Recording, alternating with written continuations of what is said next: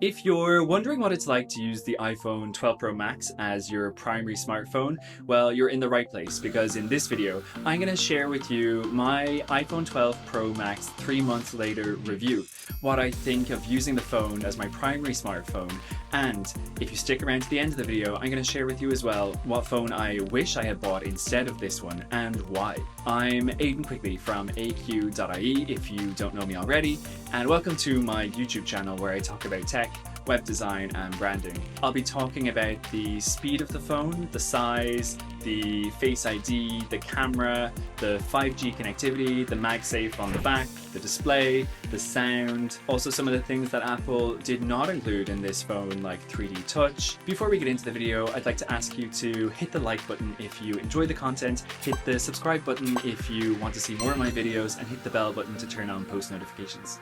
Okay, let's go.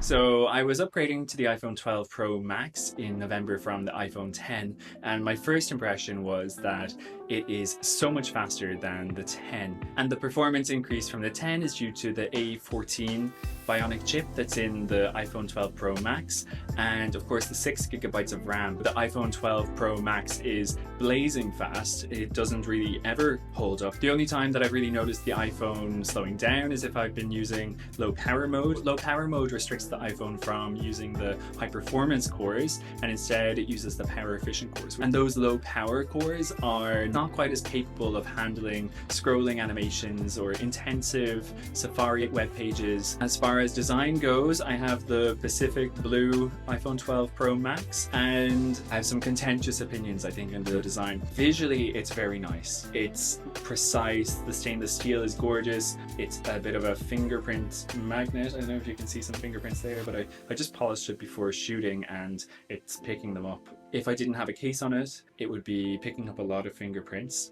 A lot of people like the squared off edges, but I'm using my phone with a case that adds an extra bit of width to the phone. So it makes it harder to fit in your hand. And what I find when I'm using the iPhone 12 Pro Max is that trying to type on a keyboard is really tricky. If I'm holding it in one hand, I can't really reach all the way over to the A. My hand can't do the gymnastics to get there, and I can't really get to the top of the screen without having to shuffle the phone around in my hand, and that is pretty dangerous, hence why I have the case. While the phone looks pretty, it's large to the point of impracticality for me. And I don't have petite hands, I would say. They're not the smallest hands.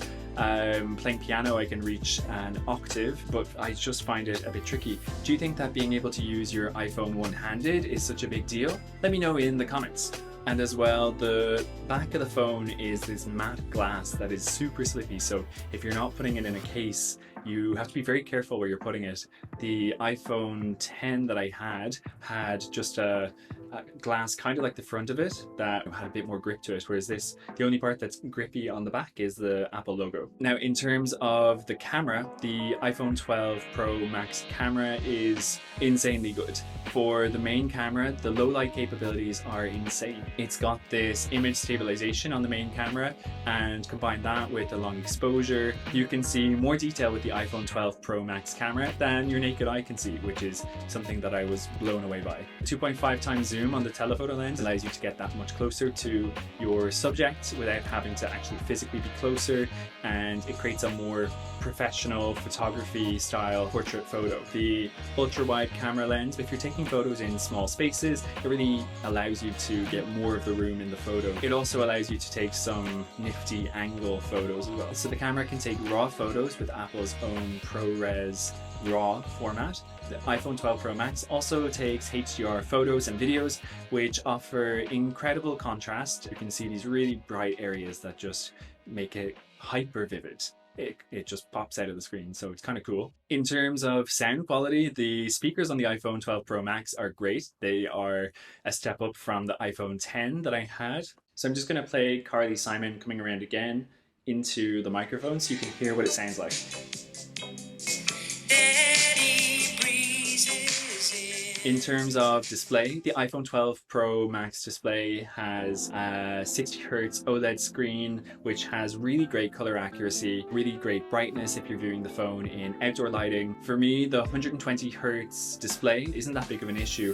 I have the iPad Pro, which has a 120Hz ProMotion display, but it doesn't offer that much of a better user experience to me. Apple have kept this as a 60Hz display to save battery, probably, because they also have 5G that they've added to the phone. Is having a 120Hz OLED display important to you? Let me know in the comments below.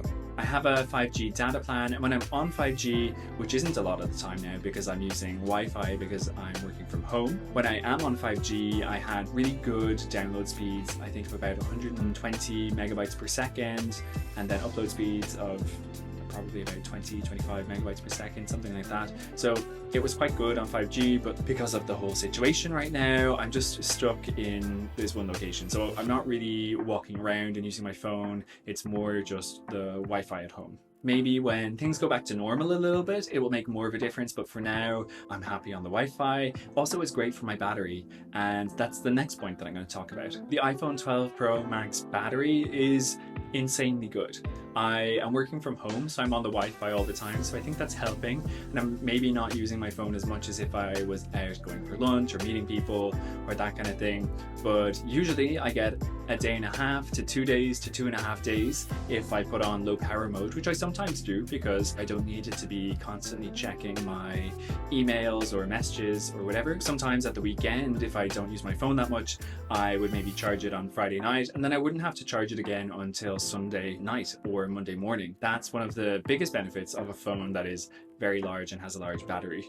In terms of Magsafe, I haven't bought the Magsafe adapter or any Magsafe accessories. The only thing I have is this Magsafe case that has magnets built in, but I haven't really tested it out yet. I've heard that it's handy, but it's not essential, and I have a Apple fast charger. I'd rather get a quick blast of power than wait a little bit longer to have to power it up. The Face ID on the phone is blazing fast, and what I noticed is that it's a lot better than the iPhone 10 in bright lit outdoor conditions. So if there's sun shining in, it recognizes the face a lot better. Obviously now we have to wear masks a lot of the time, so I'm looking forward to that software update that's going to allow me to use the Apple Watch and Face ID with half of my face covered by a mask to unlock the phone. So that'll be handy because at the moment you have to look at it and then wait for the keypad to turn up, and then you have to type in your password. One of the things that the iPhone 12 Pro Max is missing is 3D touch, and this is a feature that I used to use all the time on my iPhone 10, where you press down and you press down harder to activate a certain setting.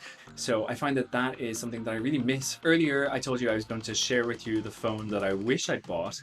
I had actually been considering buying the iPhone 12 mini, the iPhone 12, the iPhone 12 Pro, and I finally settled on the iPhone 12 Pro Max because I wanted to test out the bigger screen, and I wanted to test out the better camera with the 2.5 times telephoto lens. Now, for me, what I find with this phone is the size is too big. I was lured to the iPhone 12 Pro Max because it promised better battery life and the image stabilization in the main camera and the 2.5 times zoom and the better low light photography.